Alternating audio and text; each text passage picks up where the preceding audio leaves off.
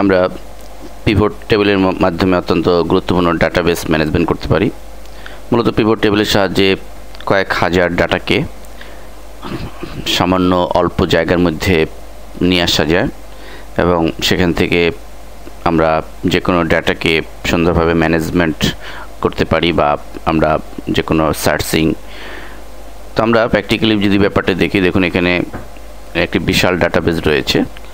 Salesman, এখানে সেলসম্যানদের list, product, কী product তারা sell করে এবং তারা কী প্রোডাক্ট সেল করেছে বিভিন্ন মাসে, কোন কোন এরিয়ায় সেল করেছে সেটি। এখন দেখুন এই ডাটা কিন্তু অনেকগুলো ডাটা রয়েছে, ধরা যাক কয়েক হাজার ডাটা বা কয়েক লক্ষ ডাটাও হতে পারে। এখন যদি আপনাকে বলা হয় যে শুধুমাত্র নিউ মার্কেট বা শুধুমাত্র উত্তরার ডাটাগুলো আমরা দেখতে চাই, তাহলে আমরা অবশ্যই ফিল্টারের সাহায্যে খুব সহজে এটা করতে পারি। অথবা যদি বলা হয় যে নির্দিষ্ট কোনো মাসের, যে ফেব্রুয়ারি মাসের ডাটা আমি দেখতে চাই, তাও সেটাও কিন্তু কঠিন কিছু নয়, সেটি আমরা ফিল্টারের সাহায্যে করতে পারি। কিন্তু যদি এরকম বিভিন্ন কন্ডিশনে শর্ত সাপেক্ষে বলা হয়, তাহলে কিন্তু it is so much tough. যদি এরকম আমাদের প্রয়োজন হয় যে হাসানের যে বিভিন্ন মাসে বিভিন্ন এরিয়াতে সে প্রোডাক্ট সেল করেছে, সেটির ডাটা যদি আলাদাভাবে দেখতে বলা হয়, অথবা বলা হয় যে শুধুমাত্র নিউ মার্কেটে ফ্লাজিল কী পরিমাণ বিক্রি হয়েছে, বা আরও এক শর্ত যদি জুড়ে দেওয়া হয় যে নিউ মার্কেটে ফ্লাজিল ফেব্রুয়ারি মাসে কী বিক্রি হয়েছে, এটি কিন্তু আমরা ফিল্টারের সাহায্যে করতে পারবো না। সেক্ষেত্রে কিন্তু আমাদের পিভট টেবিল অত্যন্ত গুরুত্বপূর্ণ ভূমিকা রাখবে। আমরা যদি আউটপুটটি একবার দেখে নিই, দেখুন আমরা পিভট টেবিলটা অলরেডি করেছি। এখানে আমরা একটা গ্ল্যান্সে আমাদের এই কয়েক হাজার ডাটা শুধুমাত্র অল্প একটু জায়গার মধ্যে কিন্তু হয়ে গিয়েছে, আমরা দেখতে পাচ্ছি। তো জাস্ট এখানে আমরা একটা গ্ল্যান্সে জানুয়ারি থেকে মে পর্যন্ত সমস্ত ডাটাগুলো দেখতে পাচ্ছি সেলের সব বিভাগে। কিন্তু আমরা নির্দিষ্ট বিভাগ ওয়ারি যদি দেখতে চাই, সাপোজ আমরা ধরা যাক যে ধানমন্ডিতে আমরা যদি দেখতে চাই, ধানমন্ডি এরিয়ায় ধানমন্ডিতে ক্লিক করলাম, তাহলে আমাদের ধানমন্ডিতে কী প্রোডাক্ট সেল হয়েছে একটা গ্ল্যান্সে সেটি কিন্তু আমরা এখানে দেখতে পাচ্ছি। আমরা যদি লালবাগে দেখতে চাই, তাহলে লালবাগে কী প্রোডাক্ট সেল হয়েছে সেটি দেখতে পাচ্ছি।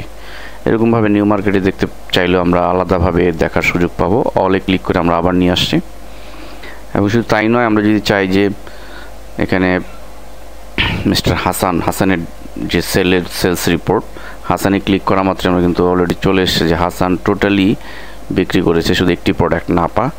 এবং অন্য এরকম যেমন কামালের অবস্থাও চলে এসে। এবং এছাড়াও যদি আমরা চাই যে কামাল ধানমন্ডিতে কী বিক্রি করেছে, আমরা কামাল সিলেক্ট করলাম এবং এরিয়াতে ধানমন্ডি সিলেক্ট করলাম, তাহলে আমরা দেখতে পাচ্ছি যে কামাল শুধু একটি মাত্র প্রোডাক্ট অ্যামোডিস ধানমন্ডিতে সেল করেছে।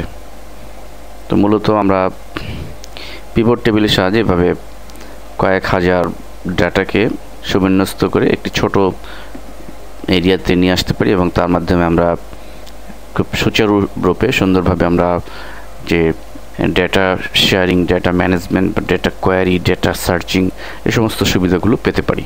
তো আসুন এটি কীভাবে করতে হয় সেটি আমরা এখন দেখব। এটি করার জন্য আমরা মূল ডাটায় ফিরে যাব এবং আমাদের চলে যেতে হবে ডেটা মেনুতে এবং সেখান থেকে পিভট টেবিল। তো পিভট টেবিলে ক্লিক করব, করার পরে আমরা জাস্ট নেক্সটে ক্লিক করব, পুনরায় নেক্সটে ক্লিক। এখন নেক্সটে ক্লিক করার পরে আমাদের দেখুন যে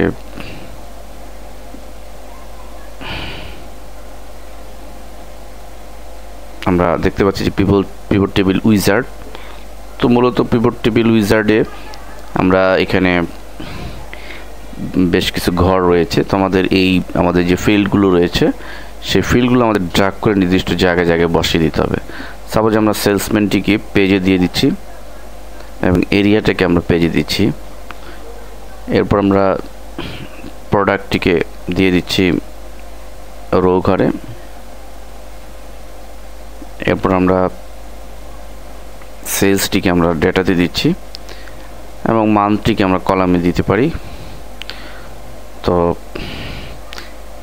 এখানে একটি কথা অবশ্যই মনে রাখতে হবে যে আমরা এই ফিল্ডগুলো কোথায় দিলে এটি সুবিন্যস্তভাবে আমরা পাবো সেটি কিন্তু আমাদের করে দেখতে হবে। তো আমরা ফিল্ডগুলি আপাতত নর্মালি এই পজিশনগুলোতে সেটিং করে নিলাম।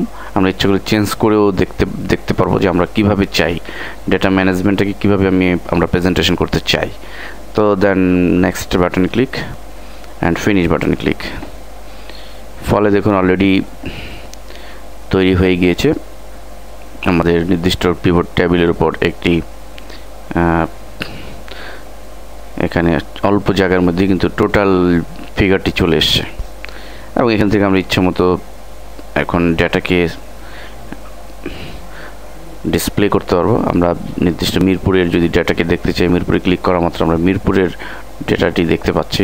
এবার বিভিন্ন অ্যাঙ্গেল থেকে আমরা ডেটাকে ডিসপ্লে করা বা ডেটাকে সার্চিং করা ইত্যাদি কাজগুলো আমরা পিভট টেবিলের মাধ্যমে করতে